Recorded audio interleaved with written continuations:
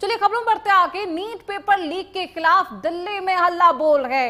NTA दफ्तर के बाहर एनएसयूआई का प्रदर्शनकारी एनटीए भंग करने की मांग कर रहे, यानी कि नेशनल टेस्टिंग एजेंसी, उनकी तरफ से ये कहा जा रहा है कि ये एजेंसी बार बार विफल रही शुचिता के तहत परीक्षा और पेपर करवाने में। ऐसे में किसी और एजेंसी को टेंडर दिया जाए, इसे भंग किया जाए, ये मांग की जा रही है। पेपर लीक और परीक्षा रद्द होने से अब लोगों का जो गुस्सा है वो 7वें आसमान पर है। 3 मई को नीट यूजी की परीक्षा हुई थी और इसे फिर निरस्त कर दिया गया। नीट पर संग्राम लगातार जारी है, क्योंकि बात बच्चों के भविष्य को लेकर है।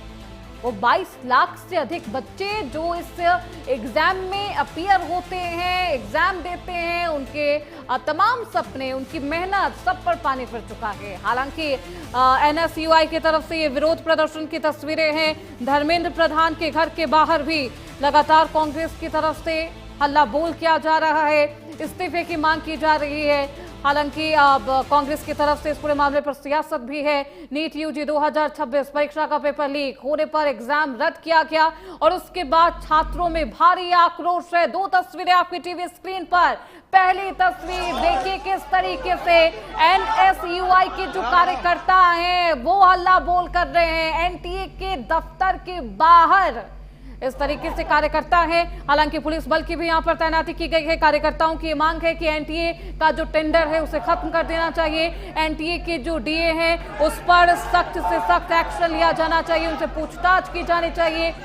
साल 2024 में भी पेपर लीक की घटना होती है, उसके बाद फिर से एनटीए के पास टेंडर जाता है। 2026 में फिर पेपर लीक की घटना। दूसरी तस्वीर धर्मेंद्र प्रधान के आवास के बाहर की तस्वीर है। यूथ कार्यकर्ताओं की तरफ से हल्ला बोल की तस्वीर। एनटीए को बैन कराने की मांग एनएसयूआई की है। ये नेशनल टेस्ट एजेंसी नहीं है, ये नेशनल भ्रष्टाचार एजेंसी है। हम लोग मांग करते हैं कि सरकार इसको तुरंत प्रभाव से बंद करे, क्योंकि ये एनटीए जो भी पेपर कराता है सारे के सारे पेपर लीक होते हैं और इनका मिला जुला गठजोड़ है।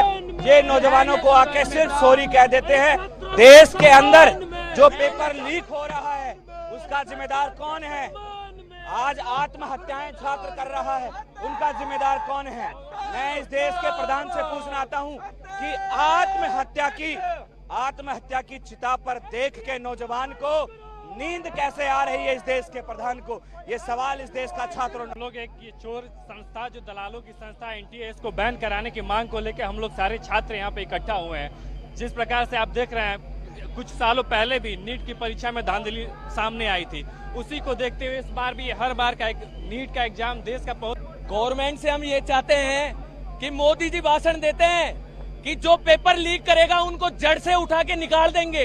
राजस्थान में भाजपा के कार्यकर्ताओं के द्वारा ऐसी हरकत की गई है। पूरा मीडिया, पूरा देश का मीडिया चला रहा है। ये एनएसयूआई का झंडा उस आवाज को लगातार उठा रहा है। उनके ऊपर कार्रवाई क्यों नहीं होती? भाजपा सरकार सिर्फ बातें करती है। ये संस्था रद्द होनी चाहिए और इनका मंत्री इस्तीफा देना चाहिए। ये एनएसयूआई के प्रत्येक कार्यकर्ता की मांग है। तो एनटीए की तरफ से और तमाम जो एनएसयूआई के कार्यकर्ता हैं वो चाहते हैं कि एनटीए एजेंसी को रद्द कर दिया जाए, भंग कर दिया जाए। हमारे साथ हमारे सहयोगी न्यूज रूम से समद जुड़ चुके हैं। समद, देखिए ये बेहद संवेदनशील मामला है, क्योंकि आप उन बच्चों के भविष्य को भी देखेंगे और एनटीए एजेंसी जिसको साल 2024 में भी एक बहुत, आप यूं कह लीजिए कि एक बहुत बड़ी जिम्मेदारी है आपको सौंपी जाती है, लेकिन आप उसमें कामयाब नहीं रहते। साल 2026 में एक बार फिर ये होता है, एग्जाम होता है और उसके बाद इस तरीके का कांड, कौन जिम्मेदार, किसे जिम्मेदारी मानी जाएगी? और क्या कुछ मांग कर रहे हैं एनएसयूआई के कार्यकर्ता और कांग्रेस के यूथ कांग्रेस की तरफ से, क्या कुछ मांग की जा रही है इस पूरे मामले को लेकर? समद, बिल्कुल, देखिए एनटीए के खिलाफ जो कांग्रेस का विरोध प्रदर्शन है, गुस्सा है, वो लाजमी इसलिए हो जाता है क्योंकि देखिए करीब 22 लाख से ज़्यादा और 23 लाख छात्र करीब इस परीक्षा में बैठते हैं, एग्जाम में बैठते हैं और जब ये पेपर लीक होने की खबर आग की तरह पूरे देश में फैलती है तो कहीं ना कहीं जो 23 लाख छात्र परीक्षा देने बैठे थे उनको एक धक्का सा लग जाता है।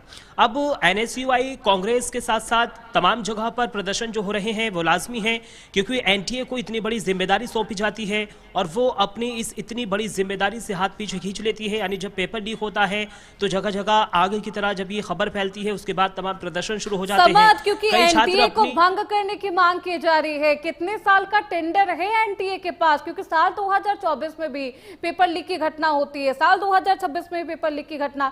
टेंडर को खत्म करने की यहाँ पर मांग की जा रही है कार्यकर्ताओं की तरफ से, छात्रों की तरफ से। देखिए, अभी केंद्रीय शिक्षा मंत्री धर्मेंद्र प्रधान की ओर से भी बयान सामने आया था। उन्होंने कहा था कि हमने जांच कमेटी गठित कर दी है। जांच कमेटी गठित करने के बाद जैसे ही तमाम पुख्ता सबूत हमारे हाथ आएंगे उसके बाद हम आगे की कार्यवाही करेंगे। लेकिन दूसरी तरफ जिस तरीके से प्रदर्शन हो रहे हैं, एनटीए के बैन किए जाने की यहाँ पर मांग की जा रही है, क्योंकि श्रुति देखिए एक बार नहीं बल्कि कई बार पेपर लीक हो चुका है और एनटीए के खिलाफ लगातार आक्रोश भी देखने को मिला है। अब जिस तरीके से एनटीए को बैन किए जाने की मांग की जा रही है, केंद्र की तरफ से भी कमेटी गठित की गई है। एनटीए को बैन करने की मांग और भंग करने की मांग तो कर रहे हैं कि उनका टेंडर समाप्त कर देना चाहिए, लेकिन फिर आपको देखना होगा कि नेशनल टेस्टिंग एजेंसी, क्योंकि एनटीए का अगर आप टेंडर खत्म करेंगे, समाप्त करेंगे, तो इसके अलावा कौन सी एजेंसी है जिस पर आप आंख मूंद कर आप यूं कह लीजिए समझ फिर भरोसा करना होगा, और फिर दोबारा इस तरह की घटना ना हो इसका भी ख्याल रखना होगा। इसके लिए पूरी रूपरेखा तैयार करनी होगी सरकार को। हालांकि कमेटी का गठन किया गया है, जांच में क्या कुछ खुलासे होते हैं, क्या एनटीए के अधिकारी इसमें शामिल होते हैं, देखना बेहद दिलचस्प होगा। बहुत शुक्रिया अब्दुल समद आपका इन तमाम जानकारियों के लिए।